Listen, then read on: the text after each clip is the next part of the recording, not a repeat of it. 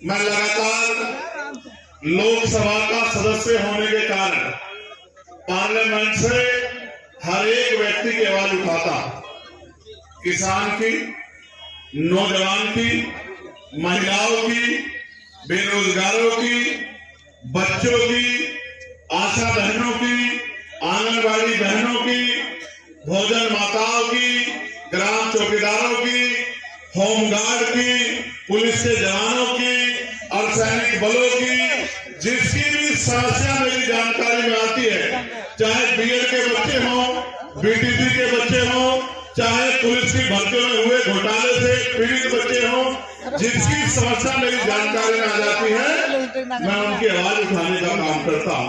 और ये ताकत अगर मुझे किसी ने दी है तो दोनों हाथ भरे ताली बजा के नगीना के लोगों का धन्यवाद करूंगा। अगर नगीना के लोग और नगीना में भी चांदपुर का भी धन्यवाद होना चाहिए, मैं कहूँगा चांदपुर के लिए भी जोरदार तालियां होनी चाहिए। और चांदपुर के साथ साथ बेनौर के लोगों का भी, इनका भी बहुत बहुत धन्यवाद होना चाहिए। मैं किसी राजा महाराजा का बेटा नहीं हूं, मैं अपनी हैसियत को जानता हूं और मैं आप लोगों को भी जानता हूं कि आप लोग किस परेशानी का सामना कर रहे हैं। और आज भी बहुत बड़े पैमाने पे गरीबों को, बेबसों को, लाचारों को इसी तरह अपना जीवन यापन करना पड़ता है। और मैं एक और बात आपको बताना चाहता हूँ, मेरे पिताजी खर्चे के लिए सप्ताह में 100 रुपए देते थे। उस 100 रुपए से मेरी माँ पूरे हफ्ते का घर का खर्चा चलाती थी। मैंने बहुत बुरे दिन देखे हैं, बहुत बुरे दिन, लेकिन मैं दुखी नहीं हूं कि मैंने बुरे दिन देखे हैं। मैं खुश हूं कि उन बुरे दिनों ने मुझे चलना सिखाया, उन बुरे दिनों ने मुझे दौड़ना सिखाया, उन बुरे दिनों ने मुझे जंप लगाना सिखाया। अगर वो बुरे दिन ना देखे होते तो शायद मुझे आपकी तकलीफों का एहसास नहीं होता कि देश में गरीब की क्या इज्जत है। मैं आपको ये कहना चाहता हूं, हिम्मत मत हारो, मत हारो हिम्मत। दुनिया की कोई ताकत आपको नहीं रोक सकती है। मैं आपको बुनियादी मुद्दों पे बात करना चाहता हूं। जब मैं आपसे 100 रुपए की बात कर रहा था, उस समय 100 रुपए की हैसियत थी, आज 1000 रुपए की हैसियत नहीं है। मैं आपसे 2000 की बात कर रहा था, सन 2000 की। 2000 रुपए में 100 रुपए में हफ्ते का गरीबों का खर्चा चलता था, आज 1000 रुपए में गरीबों का खर्चा नहीं चलता। 26 जनवरी 1950 को देश में जो संविधान लागू कराया था, वो संविधान हमारा सबसे बड़ा ग्रंथ है, वो संविधान हमारा सबसे बड़ा हथियार है। उस संविधान में जो अवसर दिए गए हैं, जिस अवसर की बात मैं कर रहा हूं, मैंने पार्लियामेंट में कहा कि देश में मुफ्त एजुकेशन सिस्टम होना चाहिए। One education, one nation, one education. यानी कि चाहे गरीब का बेटा, मजदूर का, किसान का, और चाहे प्रधानमंत्री, राष्ट्रपति, मुख्यमंत्री, केंद्रीय मंत्री, राज्यपाल या स्टेट मिनिस्टर, चीफ मिनिस्टर या केंद्र के सचिव का या स्टेट के सचिव का या प्रमुख सचिव का या मुख्य सचिव का या डीएम का, एसएसपी का, दरोगा का, सीओ का, एसपी का, सीओ का, पटवारी का, सेक्रेटरी का, गांव के प्रधान का, जिला पंचायत सदस्य का, विधायक के, सांसद के बेटे की पढ़ाई सरकारी स्कूल में होनी चाहिए, जहां किसान मजदूर का बेटा पढ़ता है। आगे देखना होगा क्या, आगे देखना क्या होगा। जिस दिन ये नियम लागू हो गया, एक ही टेबल में डीएम का बेटा बैठेगा, बराबर में किसान का बेटा बैठेगा, बराबर में मजदूर का बेटा बैठेगा, बराबर में मंत्री का बेटा बैठेगा, बराबर में विधायक। आगे देखना कितना बड़ा परिवर्तन होगा, इतना बड़ा परिवर्तन होगा कि स्कूल भी अच्छे होंगे, स्कूल में फर्नीचर भी अच्छा होगा, पढ़ाई भी अच्छी होगी, टीचर भी सारे होंगे, और स्कूल उसी प्राइमरी स्कूल से डॉक्टर, इंजीनियर, आईएएस, आईपीएस, वकील, जज भी बनते निकलेंगे। आज तो क्या हुआ है, ये बात मैंने क्यों रखी, गरीबों के लिए सरकारी स्कूल और अमीरों के लिए प्राइवेट स्कूल। और गरीब का बच्चा सरकारी स्कूल में जाता तो है, लेकिन मास्टर जी की ड्यूटी कहीं पोलियो में लग रही है, कहीं वैक्सीन में लग रही है, कहीं जनगणना में लग रही है, कहीं किसी और चीज में लग रही है, कहीं जैसे साहब के स्वागत में लग रही है, कहीं जिलाधिकारी जी के दफ्तर मीटिंग में लग रही है। तो ना मास्टर बेचारा पढ़ा पा रहा है, ना बच्चे पढ़।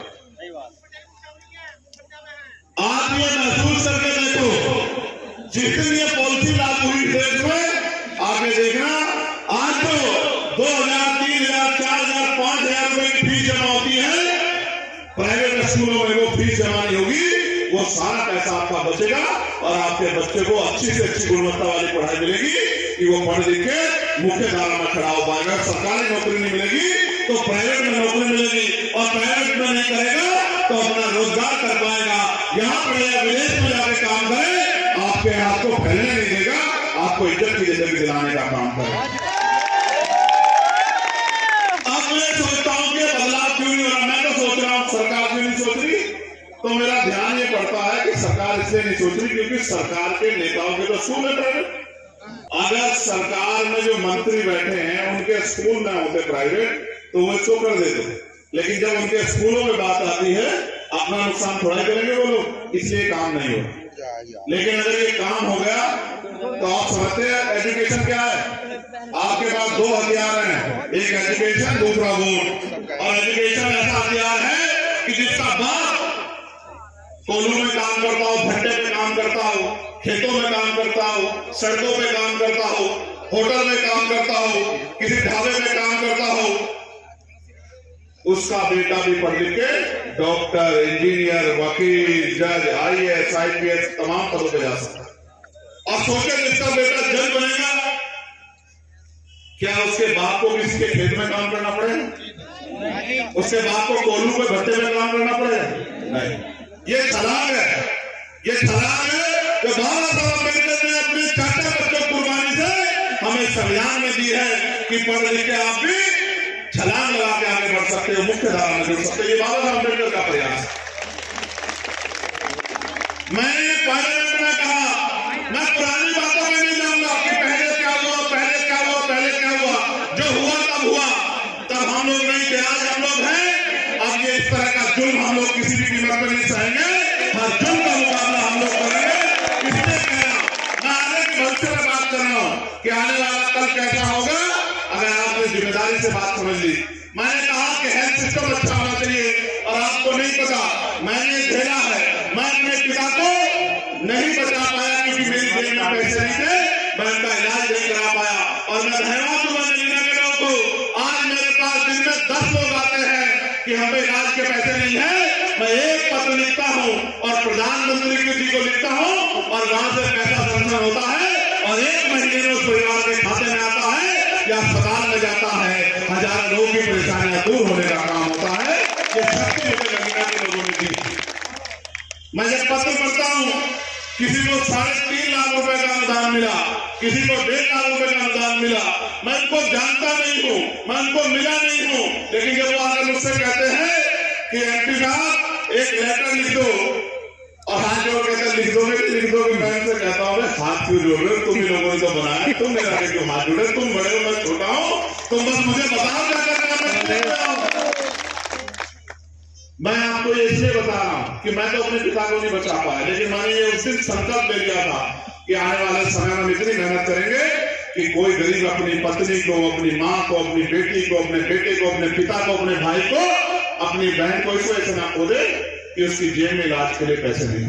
इसलिए मैंने पार्लियामेंट में कहा कि प्रधानमंत्री जी ये जो हेल्थ सिस्टम है, ये हेल्थ सिस्टम इतना अच्छा होना चाहिए कि जहां सरकारी अस्पतालों में अगर अच्छा इलाज कराना होगा, ईमानदार से बताओ, सरकारी अस्पताल में जाओगे या प्राइवेट में? ईमानदार से बताओ, जोर से बताओ। ऐसा क्या हो गया कि प्राइवेट में जाने का मन करता है? इसका कारण यह है कि जब सरकारी अस्पतालों के हालात देखते हैं तो ना तो एक्सरे मशीन, ना ECG मशीन, ना MRI मशीन, ना कोई टैक्स हो रहा है, ना डॉक्टर है, ना दवाइयां है, तो हमारे मन में लगता है कि अपने आदमी को बचाना, अपने परिवार के व्यक्ति को बचाना है तो प्राइवेट हॉस्पिटल की तरफ जाओ। और प्राइवेट हॉस्पिटल में जाओगे तो जेब में ATM लेके जाना पड़ेगा। कभी कभी इलाज कराने के चक्कर में घर बिक जाता, कभी कभी इलाज कराने के चक्कर में जमीन बिक जाती है, कभी कभी इलाज कराने के चक्कर में आदमी कर्जदार हो जाता है। और मैं सोचता हूँ ये जो नेता कहते हैं कि हमने गरीबों के लिए बहुत अच्छे स्कूल बनाए, बहुत अच्छे अस्पताल बनाए, और ये नेता अपने बच्चों की पढ़ाई विदेश में कराते हैं, सरकारी स्कूल में अपने बच्चों को नहीं पढ़ाते, क्योंकि ये हमें धोखा देने का काम करते हैं, हमें बेवकूफ बनाने का काम करते हैं। अच्छी होती और सरकारी अस्पताल में इलाज अच्छा होता तो ये अपना इलाज विदेशों में नहीं कराते, फोर्टिंग में नहीं कराते, मैच में नहीं कराते, ये भी सरकारी अस्पताल में जाया करते, क्योंकि ये जानते हैं सरकारी अस्पताल में तो सुविधा नहीं है। तो मैंने प्रधानमंत्री जी को कहा कि प्रधानमंत्री जी, अगर आप चाहते हैं बदलाव हो, आपकी नीयत बदलाव की है, तो हेल्थ सिस्टम अच्छा बनाओ कि जिस अस्पताल में गरीब का इलाज होता है वहां सरकार के मंत्री का, सरकार के विधायक का, सरकार के मुख्यमंत्री का, राज्यपाल का, प्रधानमंत्री का, राष्ट्रपति जी का, केंद्र के सचिव का, स्टेट के सचिव का, डीजीपी का, प्रमुख सचिव का, चीफ सेक्रेटरी का और डीएम का, कमिश्नर का, एसपी का, सीओ का, एसएसपी का, दरोगा का, इंस्पेक्टर का, हेड कांस्टेबल का, गांव के प्रधान का, जिला पंचायत सदस्य का, विधायक का, उनका इलाज भी बीमार होने पे उन्हीं अस्पतालों में होना चाहिए। भाई यही कहते हैं निजाम से, क्या कहते हैं निजाम से कि वो अस्पताल हमने इसमें सारी सुविधा दे दी, तो भाई सुविधा दे देता इसमें क्यों नहीं कराते? क्योंकि वो सच को जानते हैं कि वहां सुविधा नहीं। और इलाज में कितने पैसे की जेब लगती है आप जानते हो? अगर प्राइवेट में जाओगे तो 500 रुपए का पर्चा काट देगा एक लोग से, काटेगा नहीं काटेगा? ये तो बिना बात करने की फीस है। उसके बाद तो जैसे जैसे उसकी कलम चलती है वैसे वैसे जेब तेजी से कटती है, क्योंकि सेटिंग है। कैसी सेटिंग? जहां से दवाई लिखेगा उस मेडिकल स्टोर पर सेटिंग है, जहां से टेस्ट लिखेगा उस स्टोर पर सेटिंग है, कमीशन चलता है।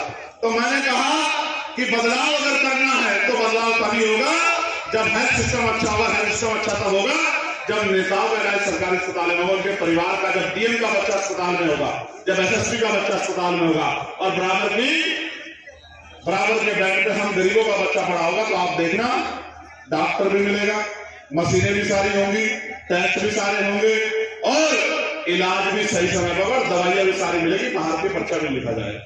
बाबा साहब अम्बेडकर के बारे में टिप्पणी करने की कोशिश कर रहे हैं, मैं उनको भी कहना चाहता हूं, मेरी धरती चांदपुर से कहना चाहता हूं कि इतना अहंकार अच्छा नहीं है। मैंने भी संकल्प लिया था कि यदि अपमान हुआ, मैं सोच नहीं पाया 2-3 रात, मैं ये सोचता रहा इस अपमान का बदला कैसे लिया जाएगा, और मैंने भी संकल्प लिया कि हम लोग इतनी ताकत बनाएंगे कि कुर्सी में बैठ के आप अन्याय कर रहे हो वो कुर्सी आपके नीचे से खींच लेंगे, आप इस लायक भी नहीं रहोगे कि हमारे लोगों का अपमान कर सको। मेरे प्यारे साथियों, सत्ता में बहुत शक्ति होती है और सत्ता मांगने से नहीं मिलती, सत्ता छीननी पड़ती है, और छीन वही सत्ता है जिसके अंदर दर्द तकलीफ होती है। जिसका पेट भरा हुआ हो वो रोटी के बारे में नहीं सोचता, जिसके पास सुख सुविधा हो वो सुख सुविधा के बारे में नहीं सोचता। लेकिन आपके मेरे जैसे लोग जो अपने लोगों पे दुख तकलीफों को देखते हैं, क्या लगा 75 साल बाद आज भी पहनने को अच्छे कपड़े नहीं, आज भी खाने को अच्छी रोटी नहीं, आज भी पीने को साफ पानी नहीं है, आज भी रहने को पक्का मकान नहीं, क्या लगा जाने के साल बाद तक, और हम लोग हाथ फैलाते मानते थक गए हैं कि भाई हमारे बारे में सोचो, हमारे बारे में सोचो। फिर मैं हंसता हूँ, सोचता हूँ कि जिन्होंने हम पे इतने साल हमें जीवन में रहने के लिए मजबूर किया वो हमारे बारे में क्या सोचे। मैं भी हमारे लोग मंत्री उनसे मिला, मैंने उनसे कहा कि मंत्री जी आपसे मिलना है। उन्होंने मुझसे कहा चंद्रजन क्या काम है। मैंने उनसे कहा कि सर मैं जिस लोकसभा क्षेत्र से आता हूँ उस क्षेत्र में मेरी माँ बहनों को काम करने के लिए भट्टों पे जाना पड़ता है, खेतों में जाना पड़ता है, कोल्हू में जाना पड़ता है, ईंटें उठानी पड़ती है। ये तकलीफ मुझसे नहीं देखी जाती। मैं चाहता हूं कि मेरे यहाँ आप कोई लघु उद्योग लगवा दो जो मैं अपनी माँ बहनों को इज्जत की जिंदगी वाला, मैं ये नहीं कह रहा कि मुफ्त में दे दो कुछ भी, हम काम करेंगे, हम मेहनत लगाएंगे, हम मेहनत करके जो भी रोजगार आप लगाने काम करो, रोजगार को 4 साल लगाने काम करेंगे, लेकिन इज्जत की रोटी हमारे लोगों को मिलने का काम होगा, क्योंकि हम मेहनती हैं, भीख मांगने वाले लोग नहीं है। मैं इसलिए चाहता हूं, मैं आपके पास से आया हूं कि मेरे क्षेत्र में आप रोजगार दें, कोई उद्योग धंधा लगा। उन्होंने कहा अच्छा इससे कितने लोगों का भला हो जाएगा। मैंने कहा जितनों का होगा उतनों का तो हो भाई, 1000 का होगा, 2000 का होगा, 5000 का होगा, 10,000 का होगा, 10,000 परिवार तो जिसकी रोटी खाएंगे। ये सरकार तो 10 लोगों के बारे में नहीं सोच रही, तो मैंने कहा मंत्री जी जितने लोगों का भला होगा देखा जाएगा, आप और हम मिलकर प्रयास करेंगे। इस बार 10,000 का होगा, अगले साल 10 लाख लोगों का भला होगा। हम लोग पूरी मेहनत करेंगे क्योंकि हमारी तमन्ना सच्ची है। मैं कोशिश करता हूँ, यहाँ हमारे कौशल विकास मंत्री है, मैं उनके पास गया, मैंने उनको पत्र लिखा। उन्होंने कहा बताइए क्या समस्या है। मैंने कहा साहब मेरे यहाँ नौजवान बेरोजगार हो और आप पूरे देश में कहीं चले जाओ, बिजनौर का आदमी आपको कहीं नहीं मिल जाए, किसी प्रदेश में चले जाओ आपको नहीं मिलेगा। एक बिजनौर वालों कहीं चले जाओ, कोई प्रदेश चले जाओ और ये कहना कि बिजनौर के तो कोई ना कोई बिजनौर वाला सामने खड़ा होगा, नहीं बना दीजिए। मध्य प्रदेश में बिजनौर वाले, कर्नाटक में बिजनौर वाले, हैदराबाद में बिजनौर वाले, पंजाब में बिजनौर वाले, दिल्ली में बिजनौर वाले, महाराष्ट्र में मुंबई में बिजनौर वाले, पंजाब में बिजनौर वाले, हरियाणा में बिजनौर वाले, कहीं चले जाओ आपको बिजनौर वाले। तो मैंने कहा हमसे कि सरकार के पास कोई ऐसी पॉलिसी नहीं है कि वो गरीबों के बच्चों को रोजगार दे सके। और देखो कारण क्या है, आज मेरे पढ़े लिखे भाई बेरोजगार हो, जिनको कमा के अपने परिवार की गरीबी बेबसी खत्म करने की आज वो मजबूर है कि पढ़ लिख कर भी उनकी जेब में कोई पैसा नहीं। और मैं स्पष्ट तौर पर कहता हूँ, बहुत हल्ला मचाने से कुछ नहीं होता। जब तक गरीबी बेबसी दूर नहीं होगी, जब तक आपकी जेब में पैसा नहीं आएगा, जब तक आपको इज्जत सम्मान से जो है जिंदगी नहीं मिल सकती। मेरी बात को आप याद। और वो आएगा कैसे?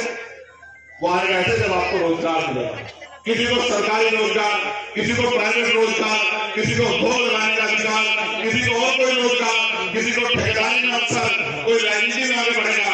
इस तरह से मिलजुल के आगे बढ़ेंगे, तब धीरे धीरे लोगों की जीवन में तब्दीली होगी। तो मैंने उनसे कहा कि आप रोजगार मेला लगवा दो।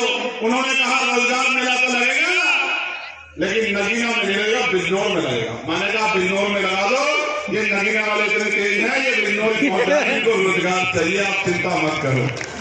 तो हंसने लगे कि ऐसा क्यों? मैंने कहा मैं समझता हूँ कि आज गरीब झटपटा रहा है, वो चाहता है कि इस गरीबी की जिंदगी से बाहर निकले। जब तक हम पढ़े लिखे नहीं थे भाई, तब तक तो हमें समझते हैं कि भगवान ने हमारे नसीब में लिख दिया माथे पे कि हम गरीबी में पैदा होंगे, गरीबी में मर जाएंगे। लेकिन जब हम पढ़े लिखे तो हमें ये महसूस हुआ कि हमारी जिंदगी बदल सकती है। और बाबा साहब अम्बेडकर को भरोसा था कि एक दिन ऐसा आएगा कि पढ़ लिख कर हम लोग आगे बढ़ेंगे और इन गरीबी बेबसी की बेड़ियों को काट देंगे। इसके लिए माननीय काशीराम साहब ने, मैं आपसे कहूंगा कि एक बार जोरदार जो है ताली बजा के मैं माननीय काशीराम साहब का नाम लूंगा तो जोरदार ताली बजा के बताना कि उस रहमत का हमारे ऊपर बहुत बड़ा कर्ज है। मैं नाम लूंगा माननीय श्री काशीराम का, जिन्होंने अपना पूरा जीवन जो है लगा दिया हम जैसे लोगों को तैयार करने।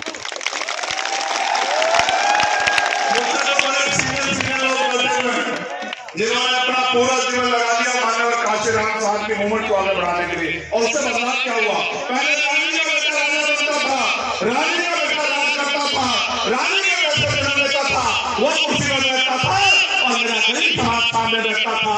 और आज माननीय काशीराम साहब के संघर्ष से ये प्राइमरी स्कूल के हेडमास्टर का बेटा आज मेंबर ऑफ पार्लियामेंट होकर दिल्ली में रहा है।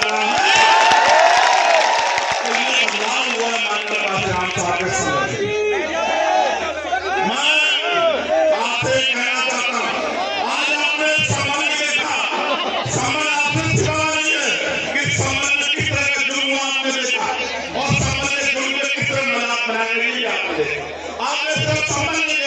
रामपुर में जो खड़ा बेटा आपने रामपुर को भी देखा और रामपुर के जो नेता है हमारे वो किस तरह लोगों का परिणाम देश में कर रहा है ये भी आपने देखा। ये भी किसी से बाबा नहीं है, आपने अजमेर में देखा और आपने तमाम तरह की परेशानियां देखी। मगर मैं जानता हूँ इसका आंदोलन चिल्लाना नहीं है, इसका एक हल है कि एक दूसरे के साथी बन जाए, एक दूसरे का हाथ पकड़े, अपने भाईचारे को मजबूत कर ले। तो ये सांप्रदायिक ताकतें जो आज सत्ता में बैठी हैं ये सत्ता से दूर हो जाएंगी और ये गरीब लोग जो आज मेरे सामने बैठे हैं, मैं गारंटी से कह सकता हूँ आज इस मंच पर जो लोग बैठे हैं ऐसा आएगा एक दिन सुनेगा 2027 का, इनमें से बहुत सारे लोग लखनऊ में खड़े हो गए मेरी तरह आपके लिए धारने का काम करेंगे। आपको तो एक चंद्रशेखर आजाद से नहीं चिल रहा। जब मैं चुनाव लड़ने आया था तो बड़ी बड़ी पार्टी में नेता कहते थे, पहले क्या कहते थे, अकेला चंद्रशेखर क्या करेगा भाई, क्या करेगा अकेला चंद्रशेखर, अकेला चंद्रशेखर क्या करेगा। बात आगे बढ़ने लगी तो कहने लगे अच्छा आगे भी बढ़ जाएगा तो ये तो मंत्री बन जाएगा भाई। फिर जब और आगे बढ़ने लगी तो कहने लगा चल नहीं पाएगा। और मैंने मंत्री मेरे लिए मेरा तो सब कुछ आप हो, क्या बाबा साहब अम्बेडकर की मूवमेंट को छोड़ के चंद्रशेखर आजाद कहीं जा सकता है भाई? तो ऐसे एक कहीं 1000 मंत्री पर तो लात मारता हूं मैं आपके सम्मान के लिए। ये मंत्री पद के लिए मैं मिशन का काम नहीं करता भाई, मेरी बात को आप याद रखना। मंत्री बनना होता, एमपी एमएलए बनने की लड़ाई होती तो ये काम 2019 से 20 में हो जाता। ये लड़ाई है बाबा साहब अम्बेडकर, मानव काशीराम साहब, ज्योतिबा फूले साहब के आंदोलन को आगे बढ़ाने की लड़ाई। इसलिए मैंने कहा कि इनको जितना झूठ फैलाना दो, एक बार अवसर मिलने की देर है। 541 और आपका मेरा नहीं है चंद्रशेखर आजाद एक तरफ। अगर पहचान नहीं हुई, अगर पहचान नहीं हुई पहले तो बताओ, अगर पहचान है या नहीं बताओ। ये तो एक आंदोलन है, आपने पिछला आंदोलन तैयार किया, इस बात पे गौर करना, मेरे बड़े लोग बैठे हैं सब। आपने पिछला आंदोलन तैयार किया, आंदोलन पौधे से वृक्ष बना, वृक्ष में लंबे समय छांव दी, फूल दिए, फल दिए, आपकी सुरक्षा की। अब वो वृक्ष सूख गया है, अब वो ना फल दे सकता, ना छांव दे सकता, ना फूल दे सकता, ना सुरक्षा कर सकता। तो आपको मगर आपकी जिंदगी में जो बदलाव होने थे वो तो नहीं हुए। क्या 100% बहुजन समाज अपने पैरों पर खड़ा हो गया? क्या उनको जुल्म होना खत्म हो गया? क्या उनको रोटी रोजगार मिल गया है? क्या उनको इज्जत सम्मान की जिंदगी मिल गई है? तो जिनको इज्जत सम्मान की जिंदगी नहीं मिली उनको तय करना चाहिए कि चेहरा भले बदल जाए लेकिन काम नहीं रुकना चाहिए। और काम आगे बढ़ेगा तो बहुत सारे वृक्ष तैयार होंगे और छांव भी मिलेगी, फूल भी मिलेगा, फल भी मिलेगा, सुरक्षा भी मिलेगी और आगे बढ़ने के रास्ते भी मिलेंगे। मैं तो धन्यवाद दूंगा पुनः, मैं तो देश की सेवा करता हूँ, आप जानते हो। चांदपुर वालों मुझे एक बता दो, इस बार चांदपुर में की ताकत बना दो, नहीं बना दोगे? इस बार चांदपुर में भी झंडा मजबूत कर दोगे, नहीं कर दोगे? इस बार चांदपुर में भी चांद निकाल दोगे, नहीं निकाल दोगे? अगर चांदपुर वालों ने ठान लिया तो चांदपुर से जो हवा चलेगी ये है गंगा आपके पास। चांदपुर से जो हवा चलेगी वो मुजफ्फरनगर में जाएगी, मेरठ में जाएगी, सहारनपुर में जाएगी, अमरोहा, संभल, मुरादाबाद में जाएगी। मैं केतली लेके जब गांव में जाता था मैं कहता था भाई चुनाव लड़ने के लिए पैसा भी चाहिए। हमारे लोग एक एक रुपया जुटाते, मैं शब्दों में बयान नहीं कर सकता, बड़ा कठिन है मेरे लिए कहना। मैंने ऐसे ऐसे लोग देखे, उनका कर्ज है मेरे ऊपर, अपना खून के बूंद भी उनके लिए दे दूं तो उनका एहसान कभी छुपा नहीं सकता। मैंने ऐसे ऐसे लोग भी देखे, कुर्ता फटा हुआ है, धोती फटी हुई है, जेब में से टोपी निकाली और टोपी की 10 तह खोली, उसमें से 100 का नोट निकाला और मेरे सर पे हाथ रख के वो पैसा पेटनी में डाला और मुझसे कहा कि जा आगे बढ़कर कुछ सीखे। मैंने ऐसे ऐसे लोग देखे। मैं बिजनौर के लोग बड़े स्वाभिमानी, इस बात को मैं पूरे गर्व से कह सकता हूँ। मैंने ऐसे भी लोग देखे, मुझे नहीं पता उनके घर में खाने को रोटी थी नहीं थी, लेकिन उन्होंने एक एक पैसा मेरे चुनाव के लिए दिखाया। और मैं अपने टीम के क्या दाद दूं, जो हमारी 3 आदमी की टीम है बिजनौर की, जो हमारी आजाद समाज पार्टी की थी, मैं क्या दाद दूं उनकी, क्या दाद दूं उनके काम की।